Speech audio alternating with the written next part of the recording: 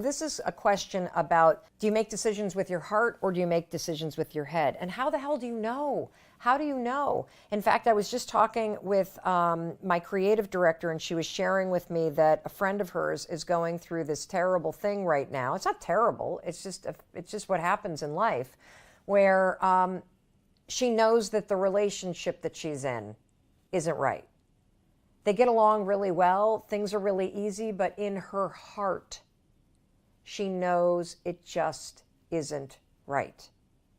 Those are the kinds of decisions that are really difficult to make. And so it gets to the heart of Emily's question, which is, how do I know whether to make a decision with my head or a decision with my heart?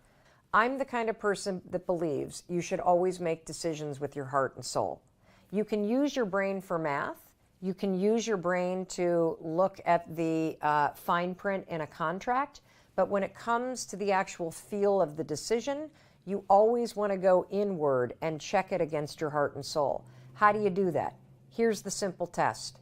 Does the decision that you're about to make expand you, expand your future, or expand the possibilities of your life? If the answer is yes, then the decision is yes, no matter how terrifying it is.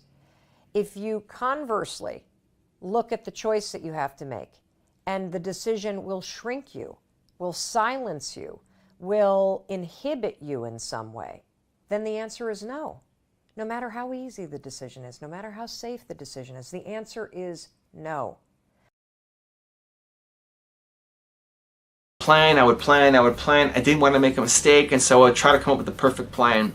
And I spent an entire summer making a plan for my business, only to realize that once I launched, a lot of my assumptions were wrong and my perfect plan fell apart pretty quickly.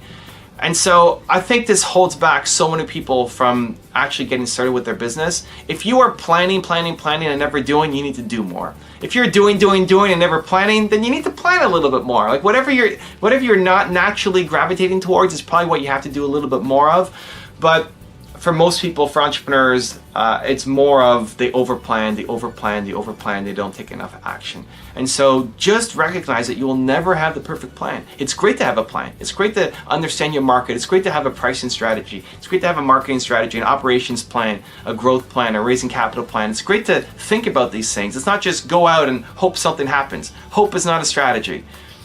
But recognize that speed is important. Recognize that you don't have perfect information. Recognize that as soon as you get an idea for something, you need to go out and start testing it, because that's what's really going to tell you. You could have the greatest plan in the world and the greatest potential product, but if nobody wants to buy it because your assumptions were wrong, you're not going to get rich. You're not going to hit your goals. And so I want to help squash out the perfectionist in you. I lost a $40 million deal when I was 22 because I was too much of a perfectionist, because I didn't see that opportunity coming, because I was focused somewhere else, trying to build a perfect plan instead of actually living in the real world. And so if you are caught up in that zone right now, thinking, I need the perfect plan, eliminate it from your thinking, plan, spend some time doing it, and then actually get out and field test it to get some results.